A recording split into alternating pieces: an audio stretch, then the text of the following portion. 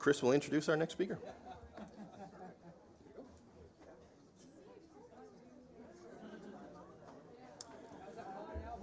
All right, everyone, welcome back. Next up, we have Nathan Wenzler with Mastering the 3 Levels of Risk Decision Making. Thank you. Appreciate that. All right. Hello, everyone. Good afternoon. Hopefully, everyone is fed and not quite into their food colas yet. I'm going to try to keep everybody awake here for a little while, so we'll hopefully this works out. So before I jump into the talk, I want to talk a little bit about the talk. So I work for a company called Tenable, which happens to be up on the screen there. Many of you probably know Tenable is the creators of Nessus. We're a company that's been in the vulnerability assessment business for 25 years now. I'm not here to talk about that. I get to live in kind of a unique position in the company where they kind of just let me talk about whatever I want, which is kind of cool. So what I'd like to do today is talk a little bit about risk communication. Right? It's a major problem for a lot of organizations. Everyone seems to struggle with it. And I've had a lot of opportunity in my career to fail at this in many ways.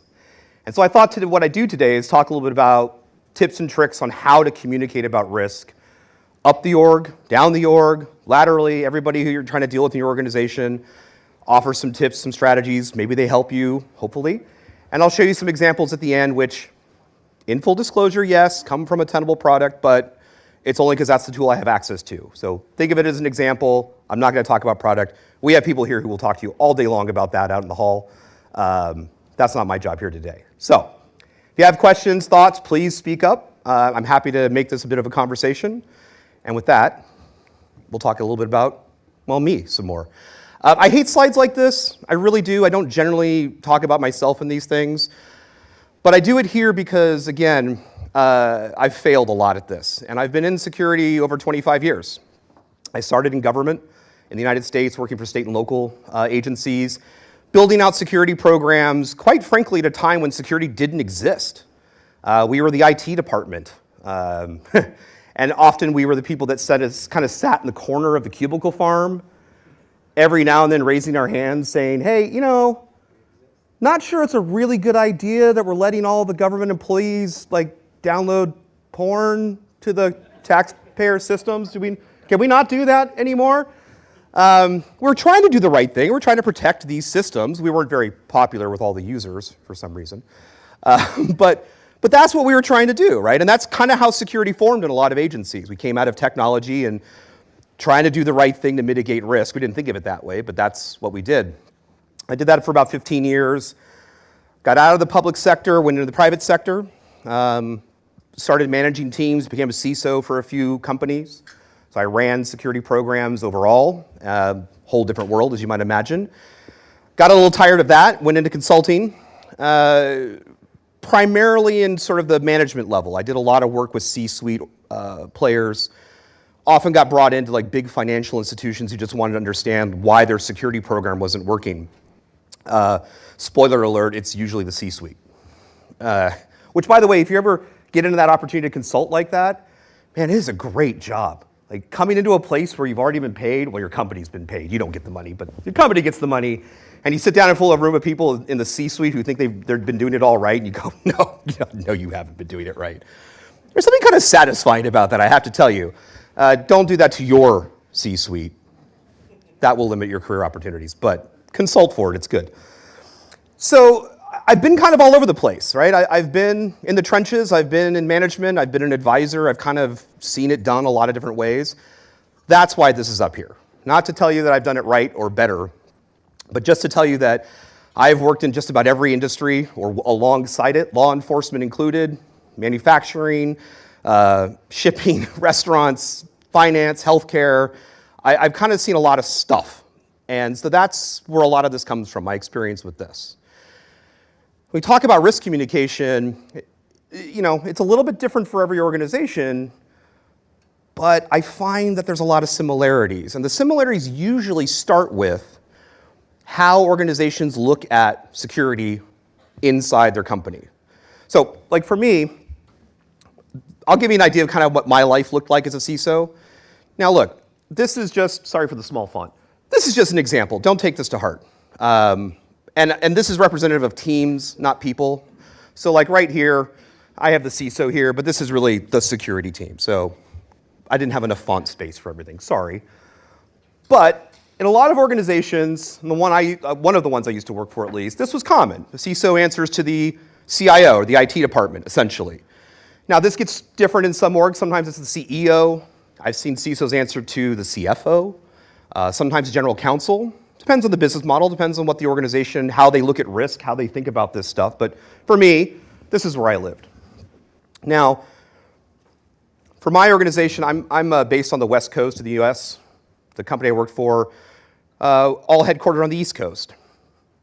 Time is a challenge sometimes.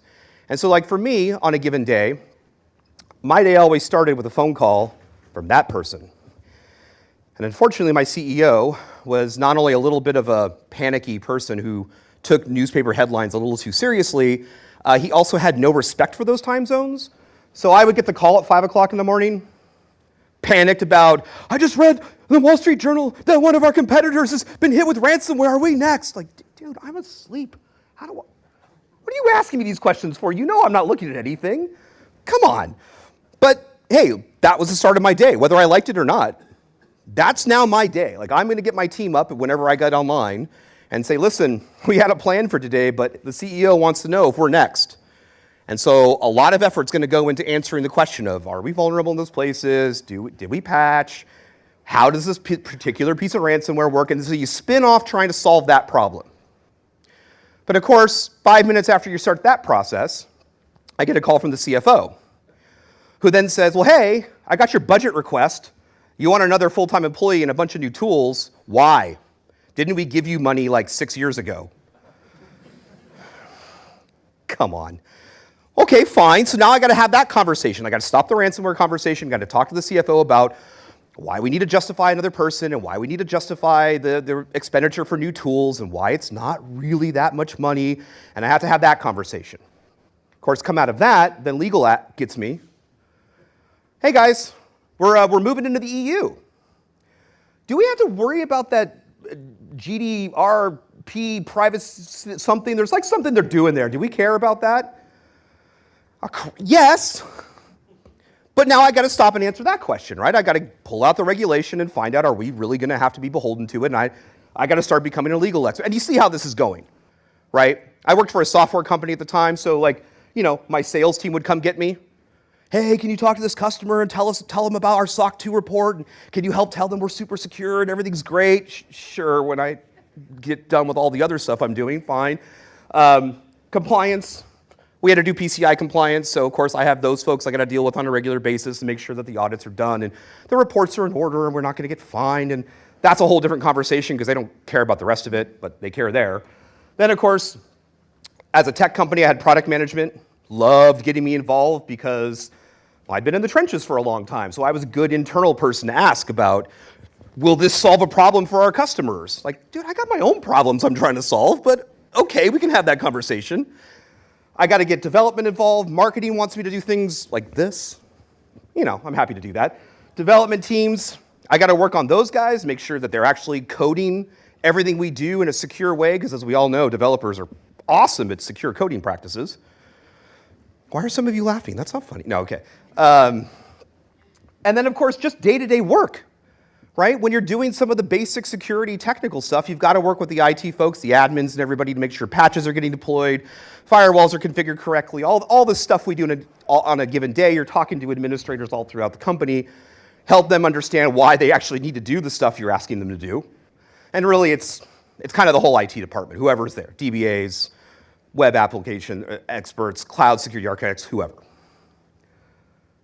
Now, this is a mess, but I bet you any of you who work in security, which is all of you, this probably looks pretty familiar. On a given day, we get pulled in a lot of different directions. And the interesting thing about this problem is it is reflective of something we don't talk about openly in the industry, right? Which is, though we come from technology, a lot of us built our careers coming out of IT. Today, security is not an IT function. It's a risk management function. And all of these asks, all of this is happening because everybody sees us as experts in understanding risk, and they have questions. That's why we get asked about all this stuff.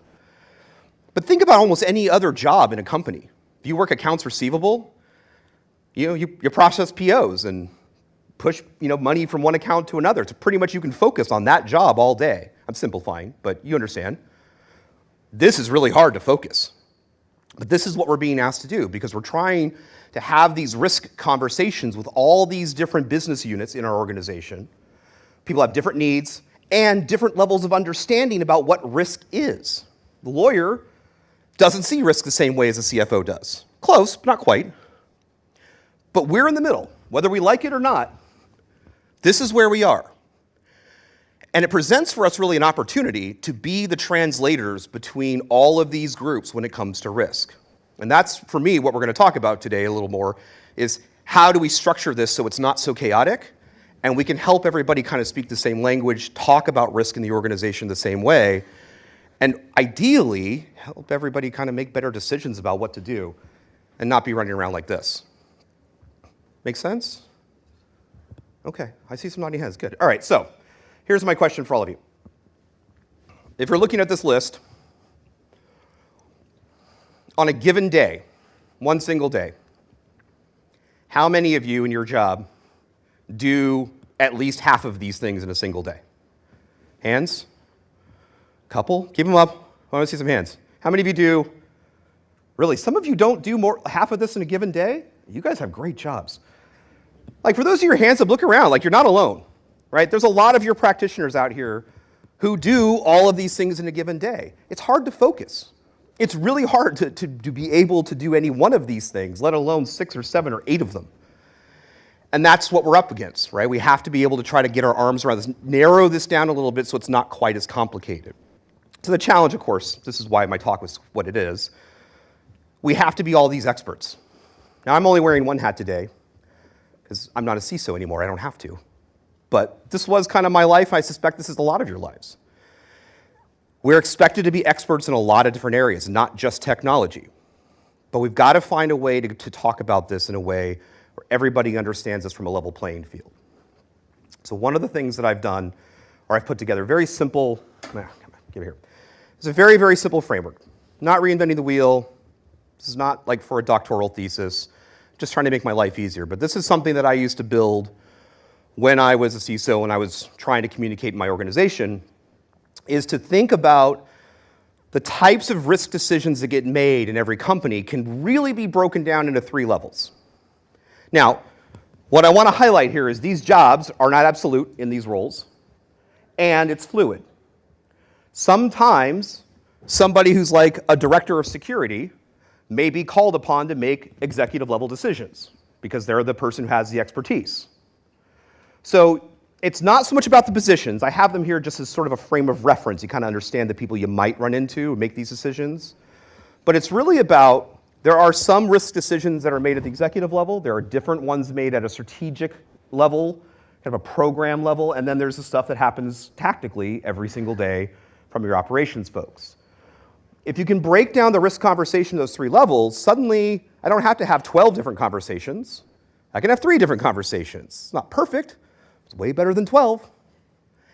And if you build something like this, you can start to help the other folks understand how this relates. You can get the rest of your organization kind of in the same mode and let them almost talk amongst themselves, which that's like the ideal world, right? If you can get them to do it on their own. I know humans, I've met them too. But this is where we want to go, right? Think about the risk decisions that happen at these 3 levels. If you can do that, and you can build metrics around this, if you can build communication strategies around this, the most important thing you get out of it is a lot more buy-in. Because if people at each of these levels who are trying to make decisions in the organization, you can help them in a way that's meaningful just to them, you win. So, questions, thoughts before I explain a little bit more about this? Any thoughts, questions? This is where I want the food comas to kick in. Go ahead. What type of metrics did you be collecting? I'm going to talk about that. At least I'm going to show you an example. So to the question, for those of you who didn't hear, what kind of metrics do you present? So metrics are a big part of this. And there's a lot of ways to do it. I'm going to tell you right now. A lot of ways to do it, and there is no single right answer. I'm going to talk about some strategies at each level about metrics you can use, and I'll show you an example just to visualize it. That's the product thing. Sorry, I have to do a little bit. Come on. But I'll show you a little bit at the end about an example, but really, you have to tailor this to your org, to what's meaningful to you. So you'll hear me say that a lot today. Anything else? Cool, let's dive in. So at the executive level, CISOs have a kind of a dual problem. They themselves are typically an executive in the organization, so they have a whole business unit they have to manage and make executive level decisions about the security program, but they're also usually the advisor to the rest of the C-suite, and so they have to be able to help empower those folks to make good risk decisions as well. The challenge, again, that we have is, if we're going to go back to this idea that a lot of us come up out of technology and not necessarily out of risk management, we often approach this problem with what's familiar, which is technical metrics, right?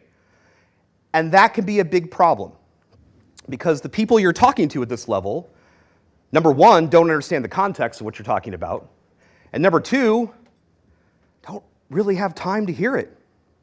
These are people that have a lot of decisions they've got to make at a given day, not just about you and your security program. They've got to make other business decisions that affect the course of the whole company.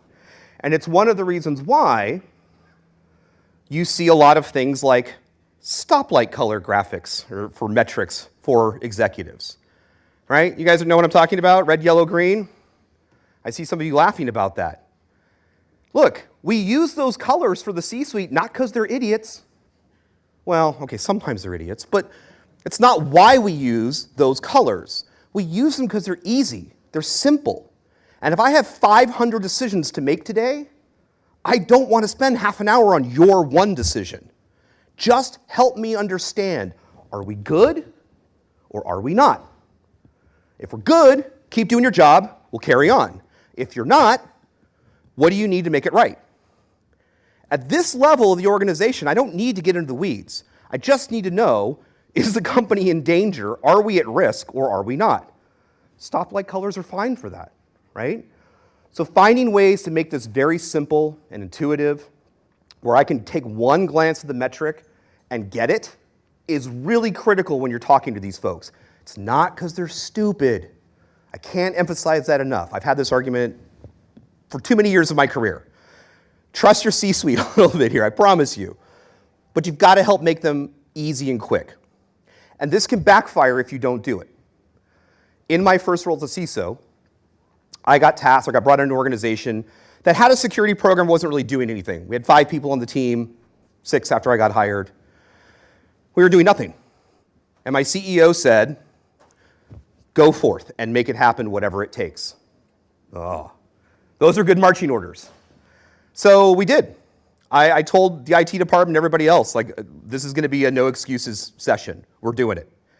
And I told my team, 30 days, first 30 days, we're going to go through a patching exercise because it's low-hanging fruit, right? It had been patching for 2 years. Let's just get it done. If you have any complaints, any problems, you tell the people to come talk to me. That's my job now, to deal with all the database admins who tell me, oh, you can't reboot my server. Those are fun conversations, by the way. Really? You didn't build in resiliency to your database? I would have thought for sure you would have built in resiliency on that. I absolutely did. Oh, so you are good at your job. Why can't we reboot OneNode then? It's funny how database admins suddenly go oh yeah, I guess you can. Okay, go ahead and patch it. Anyway, those are whole other strategies. If you guys ever want to talk about those kinds of things, I can help you there. But team went off, 30 days. We went after it. Start of that time, my organization had about 300,000 open vulnerabilities in our environment. And by the time we got to the end of the month, we had resolved about 100,000 of them, mostly in the critical high kind of ranges. Now, I see a couple of you nodding, which is good. That's a good sign. 100,000 vulnerabilities in 30 days is pretty good, I got to tell you. And look, we celebrated. I took the team out to dinner. They busted ass. It was good. Might have been some whiskey involved with that because, you celebrate when that happens. There was definitely whiskey involved in that. Yeah, so I went back to the board. After that, I wanted to report to the board and tell them what a great job my team did, right? So what did I do? Got my PowerPoints all ready to go. I built a graph. I was like, hey, I'm even going to do this by a percentage, do a trend. They'll understand. And I add my little trend line at the top. Started the month of 300,000 vulnerabilities. We dropped down to 200,000 at the end of the month. 34% reduction in risk. Awesome, right, guys? Isn't that great? Boy, some of you laughing, you already know where this is going, right? My general counsel at this company, the lawyer, of course, looks over at me and says, so what, you only did 1/3 of your job? He's not wrong. From that perspective, from a legal perspective, what did I just tell him? There are 300,000 places where the organization is at risk and could be harmed, and I left 200,000 of them behind. That's what he heard. So look, any of us who live in this industry, we know that was a massive step forward. But to the lawyer, just sounds like they need a new CISO. You have to find a better way to talk about this stuff other than volume-based metrics and big technical numbers. We love our volume-based metrics, right? We stopped 95,000 probe attempts on the perimeter. Yeah, that's great. What does that mean to a CFO? Nothing. Because is it 95 million bad or is 95 bad? Like, we don't know. They don't know the context. So stay away from volume-based metrics. If you're going to talk to the board, they don't need to understand that stuff. That's workload management. That's what the ops people need to understand when they're solving the problem. Keep it simple, keep it intuitive, make sure that what you're doing, I can tell what you're talking about at a glance. If you can't tell it, refine the metric. And again, I don't care what it is. Use stoplight colors, great. Use letter grades, I don't care. Use a score. If they're happy with that, they like percentages, I don't care. Use what makes sense to them and what's easy. And if any of you are about to raise your hand and say, well, how do I know which one to use? Just ask them. I know this is going to be shocking, but I'm serious. As the CISO, sit down with other members of the C-suite and just ask them, how can I present this information to you in a way that makes the most sense? Would you like a letter grade? Do you like a number? What would make it easier for you? They'll tell you. They'll give you an idea. Yeah, colors are fine. Great. I'll do stoplight colors now. Ask them. It doesn't have to be rocket science. Just talk to them. And then keep it simple. Good? Any questions about the executive level, what's going on here, and how to talk about risk with these folks? Okay. I'll come to more stories about this in a minute. Let's talk about the strategic level. Now, the strategic level is really about kind of the day-to-day program management of your security effort. This can sometimes come from the CISO, can be your directors, or it can be sometimes, analysts and engineers. We're all involved in trying to make sure that we understand, is the program working or is it not working? Are the rules and guidelines and things, the processes we're doing today, are they actually reducing risk or are we just wasting time? And so a lot of the things that the decisions we're making at the strategic level are answering those questions. Are we efficient? Are we moving in the right direction? Are we seeing SLAs, as an example, shrink over time? Those are good questions. We're trying to answer the fact of, is everything actually working? Now, this is the weird level because the output of a lot of this is going to go up to the executives and down to the tactical people who have to actually do the work. So this is also the place where we make decisions about prioritization, right? Everybody, we all talk about this today. This is where it lives. And when you're talking to people who are making decisions about what to prioritize over something else, which problem in the org do we want to fix today? Having a kind of unified way of prioritizing that's aligned with the business is really, really key here. And again, this may be something where you have to ask, and that's okay. The people you're dealing with at the C-level, they want to do this stuff right? They don't want to see the company go bankrupt or fined or, get sued by a grand jury for negligence of public funds if you're in government. That is not a fun time. There's a lot of places where they want to help. Ask them. The other thing that I want to emphasize about this is looking for outliers in the program. Now look, as security people, our whole job is built around finding anomalies and patterns. If you think about it, right? We look at log files, we're looking for events that are unusual. If we're looking for what systems to patch, we're looking for the ones that don't have the patch. We're looking for places in a pattern where there's something isn't quite right.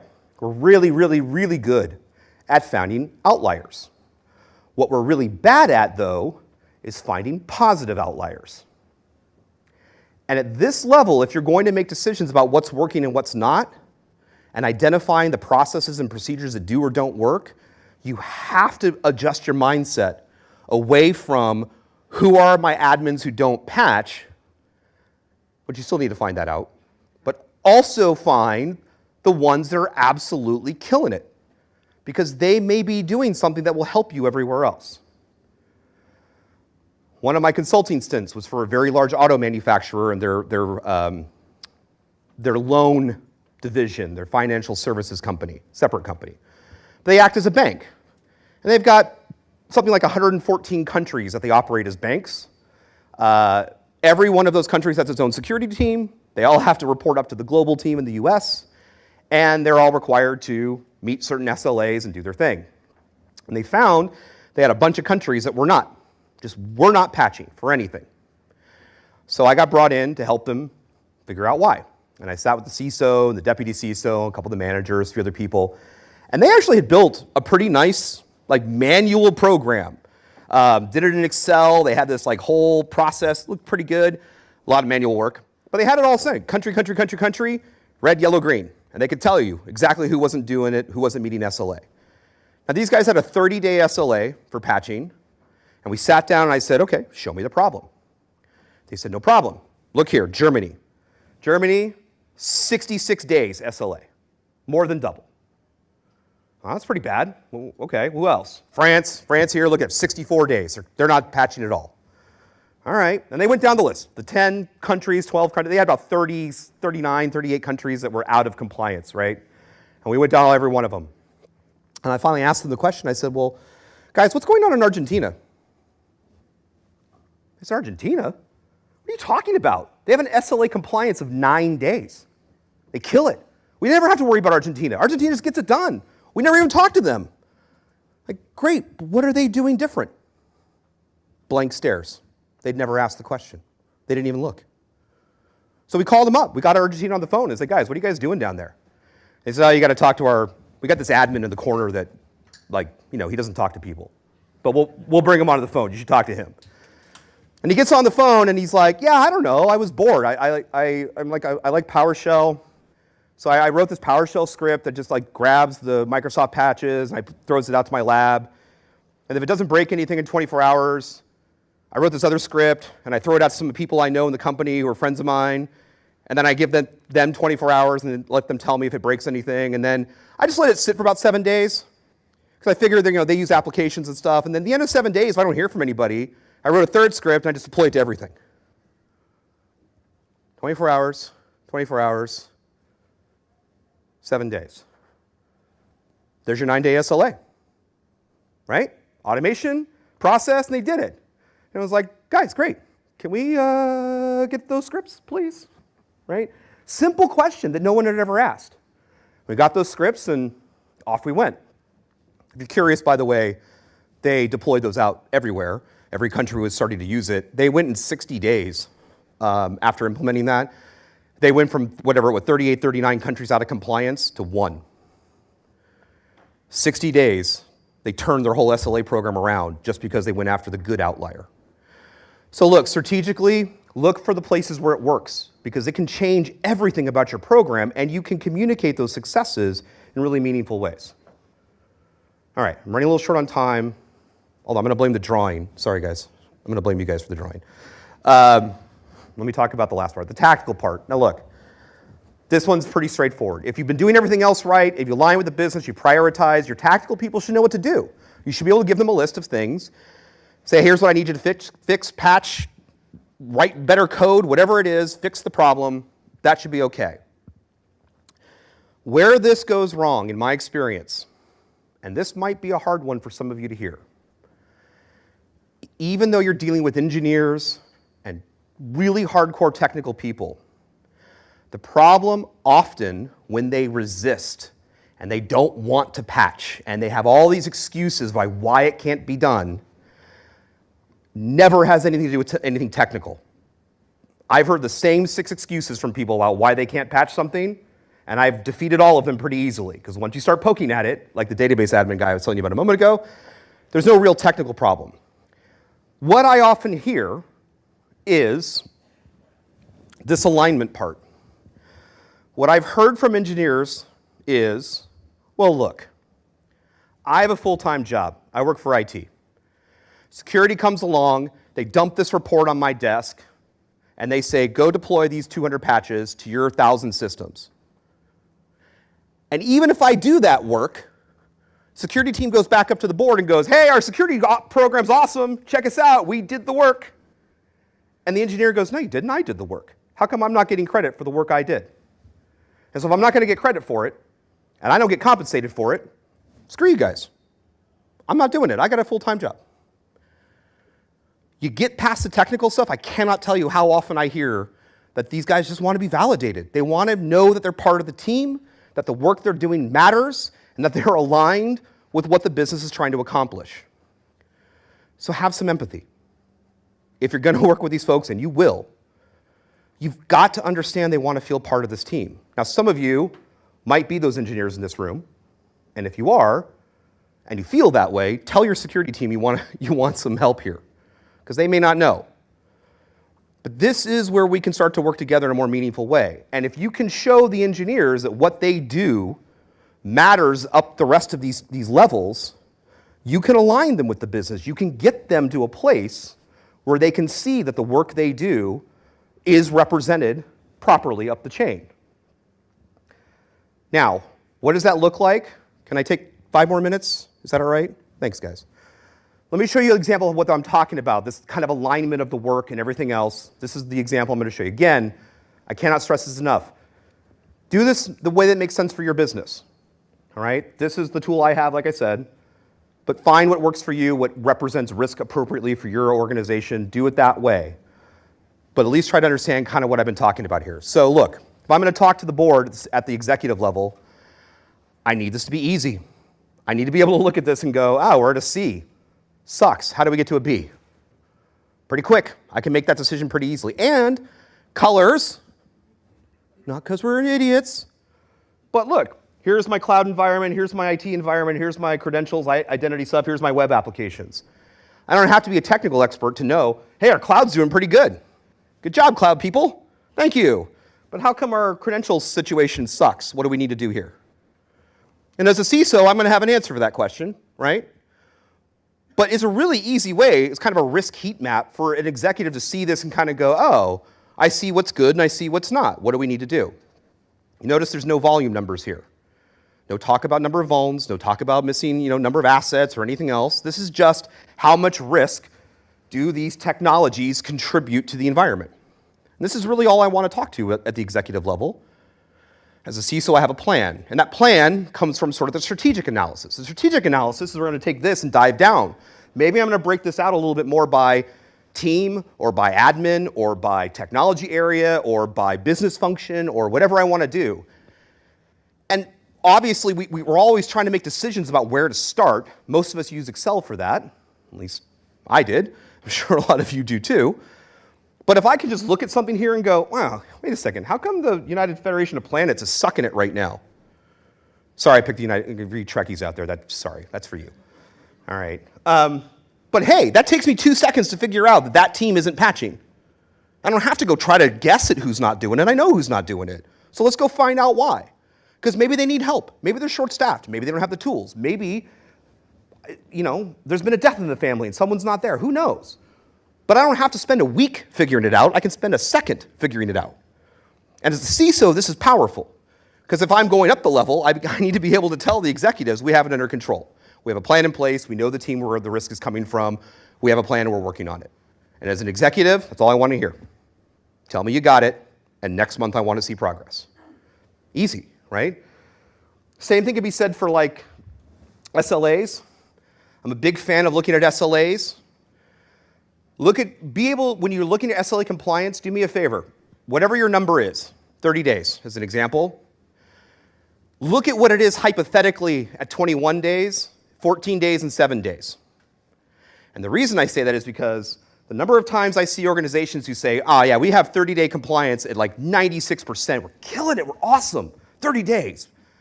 Well, we're still giving the attackers 30 days, right? So you say to yourself, okay, well, hypothetically, what do our numbers look like if the SLA was 21? So one company I worked with, at 21 days, they were at 12% compliance. Wait, you're at 96% compliance on day 30, you're at 12% compliance on day 21. What I hear there is, you can do it all in 9 days. Because why is it at day 21 your teams haven't done anything, but by day 30, you guys caught up 80%? What's up? What's going on? Why has that happened? And so you're going to look at this. This is program optimization, right? This is how I can look at what I thought was a good policy, 30 days. Maybe we need to talk about making it 14, because we can. The team is demonstrating we can do it in 9 days. Let's do it. The more we optimize the program, the better that we can make security work, right? That's the goal, reduce risk. So look at your SLAs. Make sure you're looking at that kind of stuff. When you get down to the bottom, which is a terrible way to say that, I'm sorry. When you get down to the tactical level, y'all are not at the bottom. Sorry, if any of you are in tactical level, I apologize. That was not what I meant. You are the foundation of this thing, though. We can break this out by individual, right? Look at the numbers individually and start to say, like, okay, well, hey, this is pretty obvious. This admin is not cutting it. They only represent a small percentage of the overall environment, and their assets that they manage contribute a small amount of risk, but for some reason, you're not patching, you're not doing it. What's going on? Why even, we don't even give the attackers one opportunity, so let's go talk to that person and find out what's happening. And of course, it's all trending in scores, and we're using this number down here to kind of represent how much risk they contribute. I also, by the way, you can see, I want to look at my good outlier. How come they're doing well? Let's go talk to them and find out what's going on. The same kind of thing. Really easy way to glance. And the nice thing about this is that whoever is here, we're using the same kind of metrics to represent a risk score, and we're using the same letter grades, we're using all the same numbers, which means if I tell an admin this thing at the bottom and say, listen, I need your help. If you can fix these 20 problems in your servers, you move the overall score of the organization by 42 points. And that score is that. So I can directly tie an engineer's work to the number that the executives see. And if I'm responsible as a security leader, I'll give them that credit. Because I can go back and say, like, hey, you want to know why we trended down 10% last month? It's because Nathan finally did his job and stopped being a slack. No. Because Nathan put in a lot of work and patched some servers, right? But it's simple alignment. We're not recreating, this is not crazy math here. But you can see how a really simple use of unified metrics means I can talk to the engineers and say, if you can just move the number by, we're really just talking about risk contribution. But contribute a little less risk here, we can take that all the way up to the executives. This is an alignment technique. And it means that the engineer who feels like they're not getting validated goes, oh, security won't take credit for my work. Like, I get to take credit for my work. Yeah, hell yeah, you do. That's what we want. And now everybody also talks about risk the same way. We see scoring mechanisms here where people are like, oh, dude, how do I get to an A? I want to move my servers from a B to an A. Cool, I can help you do that. But you know who else is asking that question?